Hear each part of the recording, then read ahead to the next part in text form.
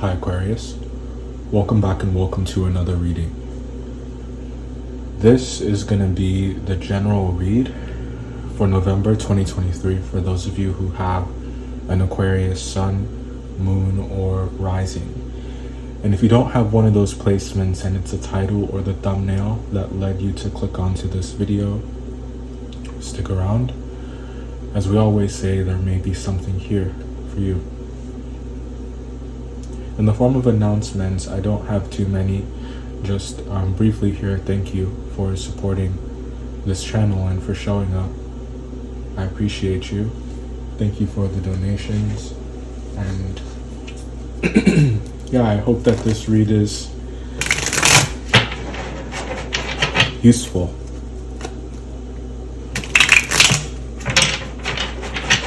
Okay, well wishes. Well-meaning, good intentions.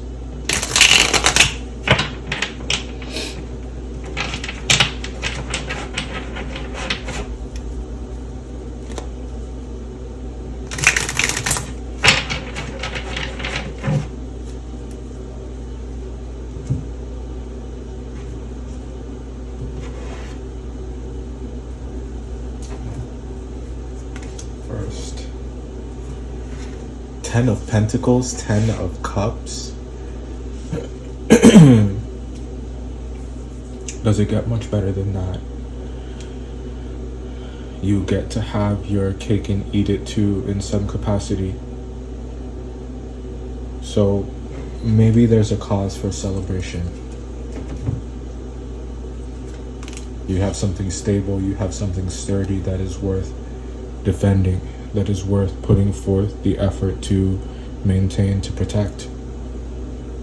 You have something that is worthy of preservation.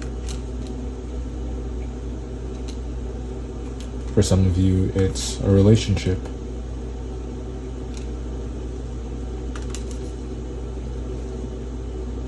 And you may find yourself in two minds about it. Do you stay or do you go? There was an Aquarius reading a couple months back. It might be 3 months, maybe 4, but it was like, do I stay or go? Do I go? Am I sane or am I crazy? So what we might have been talking about then, you may find yourself in now. Now that's not to say that it's so black and white. It's such a simple choice because, you know, it never is. It's just there are shades here of gray, and moving forward doesn't necessarily mean that you're leaving someone behind. You could be moving forward together, and this could be something that, you know, has wheels on it, that, as we said, you know, there is reciprocity, king and queen here. And that reciprocity might not be something that comes easily or comes consistently. So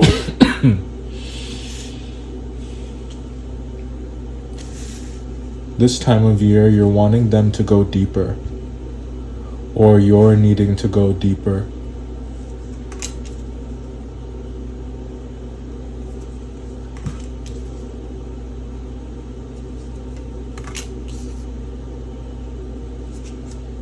Something here about the 76ers. I don't know, you could be going to a football game or be into football.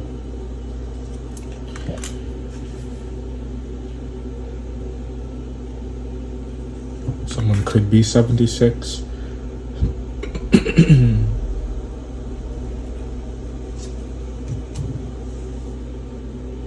One sec. Okay. I rewatched the first part and I thought about what we have here, and I'm ready to talk about it with you. And we'll just kind of work our way through and try to sum up what is going on here. Now, we said at the beginning, and I think that still rings true even after thinking about everything here, that you do have something that you've earned. There's a lot of blood and sweat and tears behind this thing. Now, this can be some kind of relationship, business, or interpersonal relationship. It could be a romantic relationship. But it's something that you've invested. There's no denying. And I think that that thing is changing forms. And what that's changing into is what you're coming to terms with. And I think that the way you think about it, the way you approach it, and maybe even for some of you, how you feel about it, is what is altering your comfortability. Because, you know, why else would you turn your back on this? You know, there has to be something. And you know what that is. So business is good. It looks good. I don't think that there's much cause for concern about you losing something in terms of your buying power or your financial strength, the kind of security that comes from that. So the career is okay.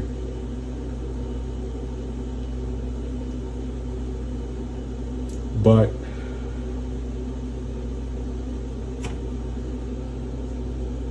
you know, there's a kind of reservation here of some kind. Pulling oneself back, and I think that this is a reaction that is, you know, they say that is easy for you to do. And I kind of resent this whole persona that I don't think that you really put off. I just think that it's how it's interpreted, you know, like how the world reacts to you sometimes. They think that because you're able to maintain your composure, that, in the words of Hermione Granger, you have the emotional depth of a teaspoon. And you know, that's not fair, because we don't always, you know, like empty out our purse and communicate our feelings to everyone that we meet. And we don't always just like, you know, there are things that we feel more and more comfortable to divulge as we get to know someone, and you maybe kind of build that trust that they won't betray you, or that in you, you know, showing yourself to them and being vulnerable in that way, that they're going to be responsible with that kind of access you're giving. And I don't think this is something that is unique to you, or that you should really be, you know, you shouldn't have to explain, right? I think that it's something that we're all prone to, and I think that you know, it's pretty fucked up that they don't think about your feelings. Or they don't, it's not that they don't think about your feelings, they just think that you don't care, or that you're not willing or trying.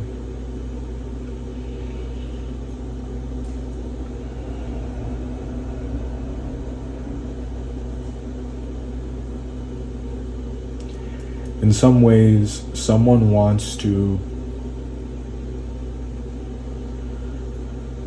breathe life back into something. Like, it's like they want to pick up the task again, you know. So there is this vacillating here, you know, but I do think that your effort is consistent. There may be doubts about, you know, just how much longer, how much more time you have to devote to something, how much longer you're going to just kind of sit in something that maybe feels like complacency, but also feels like gratitude, because you're blessed.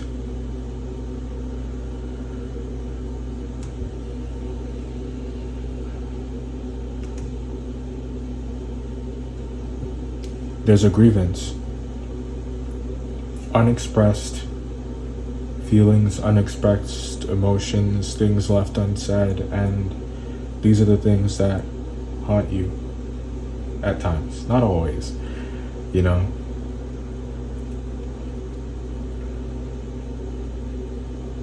This down here is interesting.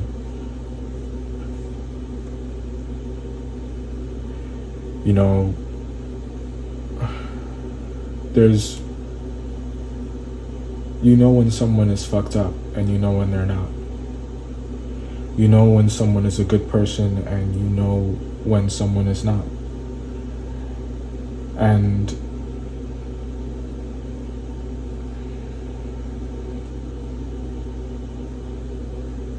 dare I say that you're recognizing someone's value, you're recognizing that someone is reachable, someone is approachable, that someone is safe.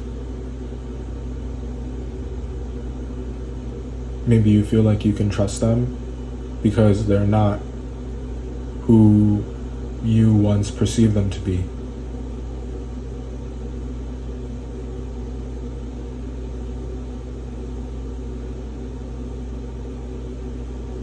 But they're better, they're more.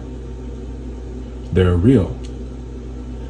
And I think that you can appreciate and respect that.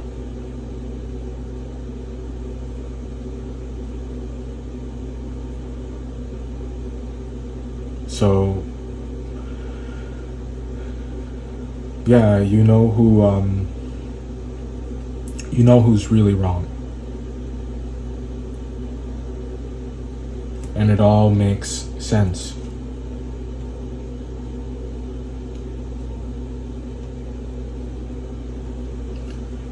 Not everything that glitters is gold. Not everything, is all that it's cracked up to be. And there are some things that are. And the things that are that good, they have the potential to surprise you. Because you didn't expect that from them, because you didn't,